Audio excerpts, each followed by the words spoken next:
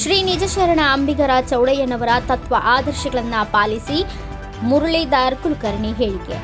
ಕೊಪ್ಪಳ ಜಿಲ್ಲೆಯ ಕುಕನೂರು ಪಟ್ಟಣದ ತಹಸೀಲ್ದಾರ್ ಕಾರ್ಯಾಲಯದಲ್ಲಿ ನಿಜ ಶರಣ ಅಂಬಿಗರ ಚೌಡಯ್ಯನವರ ಜಯಂತ್ಯೋತ್ಸವ ಆಚರಣೆ ಮಾಡಲಾಯಿತು. ಗ್ರೇಡ್ 2 ತಹಸೀಲ್ದಾರ್ ಮುರಳೀಧರ್ ರಾವ್ ಕುಲಕರ್ಣಿ ಪೂಜೆಯನ್ನ ನೆರವೇರಿಸಿ ಮಾತನಾಡ್ತಾ, ಅಂಬಿಗರ ಚೌಡಯ್ಯ 12ನೇ ಶತಮಾನದಲ್ಲಿ ಜೀವಿಸಿದ್ದ ಶಿವ ಶರಣ ಹಾಗೂ ವಚನಕಾರರು. ಇವರ ಮೂಲ ಹೆಸರು ಚೌಡೇಶ, ತಾಯಿ ಪಂಪಾದೇವಿ, ತಂದೆ ವಿರೂಪಾಕ್ಷ. ಇವರ ಜನನ ರಾಣೆಬೆನ್ನೂರು ತಾಲೂಕು, ಹಾವೇರಿ ಜಿಲ್ಲೆ, ಚೌಡದಾನಪುರ. ಇವರ ಅಂಕಿತ ನಾಮ ಅಂಬಿಗರ ಚೌಡಯ್ಯ.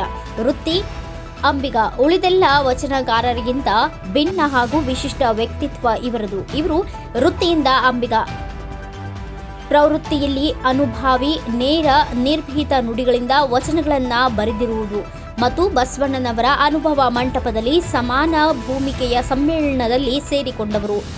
ತನ್ನ ಕಾಯಕ ಅಥವಾ ವ್ಯಕ್ತಿ ನಾಮವಾದ ಅಂಬಿಗರ ಚೌಡಯ್ಯ ಎಂಬುದೇ ಈತನ ವಚನಗಳ ಅಂಕಿತವಾಗಿದೆ. ಅಂಬಿಗರ ಚೌಡಯ್ಯನವರು ಕೇವಲ ತುಂಬಿದ ಹೊಳೆಯಲ್ಲಿ ದೋಣಿಗೆ ಹುಟ್ಟು ಹಾಕುವ ಅಂಬಿಗ ಮಾತ್ರವಲ್ಲ, ಭವಸಾಗರದಲ್ಲಿ ಹುಟ್ಟು ಹಾಕುವ ಕೌಶಲ್ಯ ಉಳ್ಳವರು. ಇಂಥವರ ತತ್ವ ಆದರ್ಶಗಳನ್ನು ಎಲ್ಲರೂ ಜೀವನದಲ್ಲಿ ಅಳವಡಿಸಿಕೊಳ್ಳಬೇಕು ಎಂದು ಮಾತನಾಡಿದರು. ಈ ಸಂದರ್ಭದಲ್ಲಿ ತಹಸೀಲ್ದಾರ್ ಕಾರ್ಯಾಲಯದ ಸಿಬ್ಬಂದಿ ವರ್ಗದವರು ಹಾಗೂ ಸಮಾಜದ ತಾಲೂಕಾ ಅಧ್ಯಕ್ಷರು ಬುಡ್ಡಪ್ಪ ಬಾರ್ಕೇರ್, ತಾಲೂಕಾ ಕಾರ್ಯದರ್ಶಿ ಬಾಳಪ್ಪ ಚಿಕ್ಕೇನಕೊಪ್ಪ, ಖಜಾಂಚಿ ಶಿವಪುತ್ರಪ್ಪ ಮಡ್ಡಿ ಸೇರಿದಂತೆ ಇನ್ನು ಅನೇಕ ಗಣ್ಯಮಾನ್ಯರು ಇದೇ ಸಂದರ್ಭದಲ್ಲಿ ಉಪಸ್ಥಿತರಿದ್ದರು. Chennayya Hiremath, NKS TV4 news, Kukanur.